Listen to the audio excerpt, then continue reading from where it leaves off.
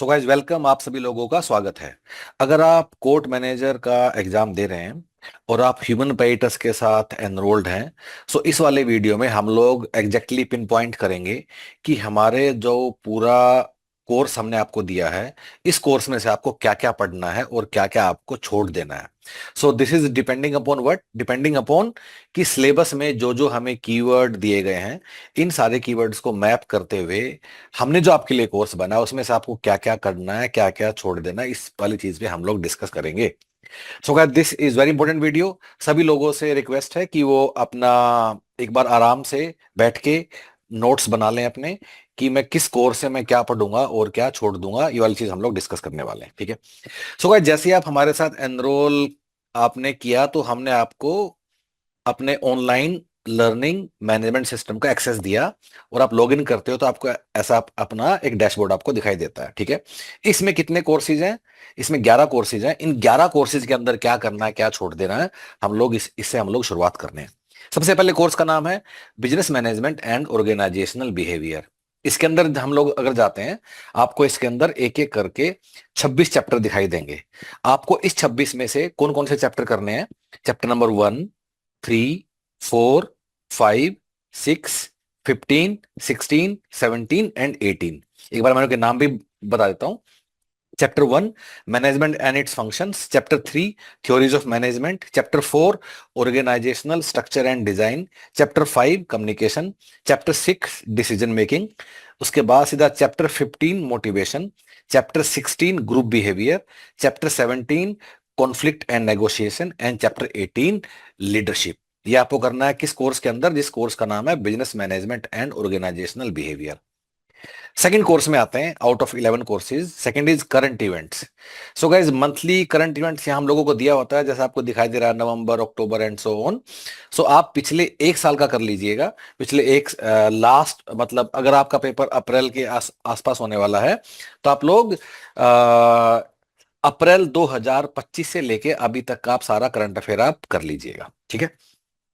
Let's come to third course which is ethics and CSR. Ethics and CSR खोलते हैं, यहां 2 chapter दिए हुए हैं। तो एथिक्स और सीएसआर में हमें इन दोनों में से हमें सिर्फ चैप्टर 2 करना है, चैप्टर 1 को छोड़ देना है। Let's come to fourth course which is financial accounting.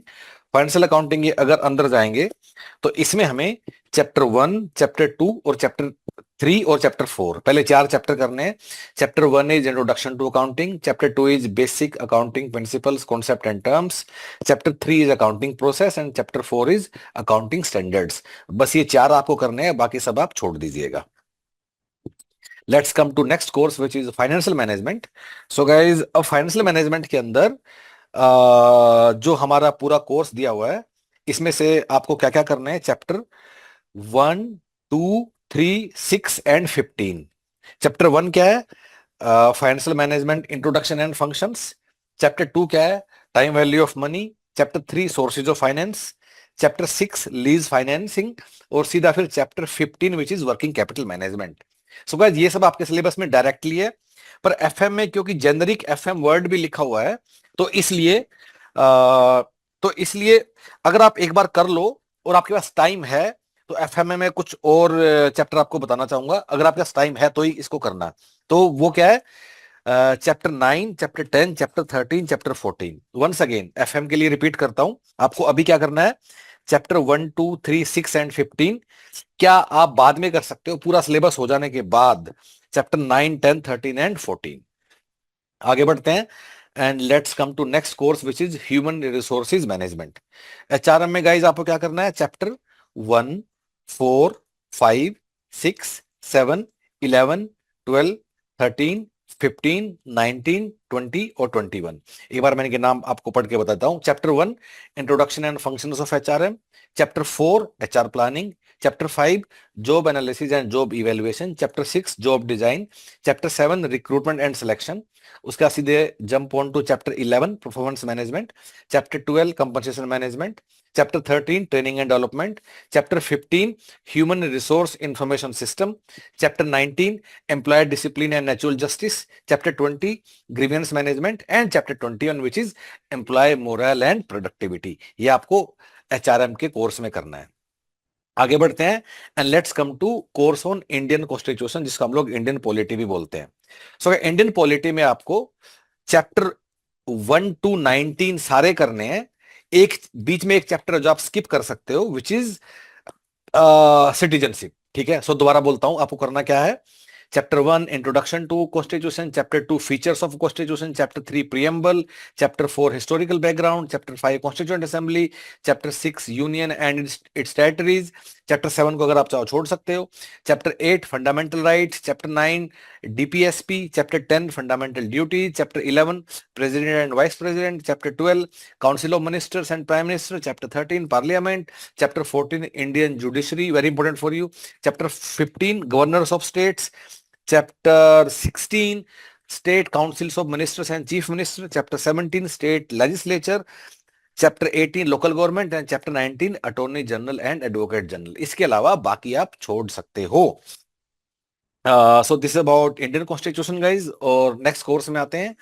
तो अगला कोर्स है हमारा इंडियन इकोनॉमी। ठीक है, तो गाइज इंडियन इकोनॉमी में हमें इंडियन इकोनॉमी का एक्चुअली कोर्ट मैनेजर ने क्या किया कि एक वर्ड लिख दिया इंडियन इकोनॉमी। अब इंडियन इकोनॉमी के अंदर क्या पढ़े क्या छोड़े थोड़ा कहना कहना मुश्किल है, इसलिए दो पार्ट्स में डिवाइड करते हैं। एक जो हमें जरूर करना है, एक टाइम मिलेगा तो करेंगे। जो हमें जरूर करना है वो है chapter 23 which is Indian economic planning. ठीक है, और अगर टाइम मिले तो आपको जो और आप देख लीजिएगा, उसमें फिर आप RBI and monetary policy, chapter 1 monetary and fiscal policy, chapter 2 money and capital market, chapter 3। So guys once again repeat करता हूं, इंडियन इकोनॉमी के कोर्स में चैप्टर 23 जरूर करना है। अगर टाइम मिले तो चैप्टर 1 to 3 आप कर लीजिएगा। आगे बढ़ते हैं। Next course is management information systems. इसके अंदर हमें क्या करना है गाइज, इसके अंदर हमें करना है यस हमें करना है 1 2 3 4 5 और सीधा 8।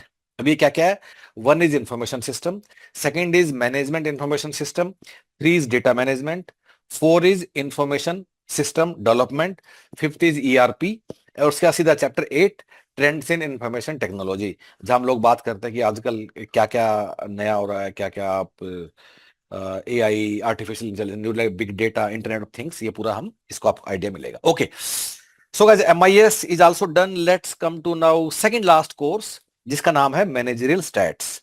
सो गाइस मैनेजरियल स्टैट्स में आपको एक ही कोर्स करना है, जिसके लिए हमने आपको इतना बड़ा दिया है, बाकी सब छोड़ देना, which is chapter 14 report writing.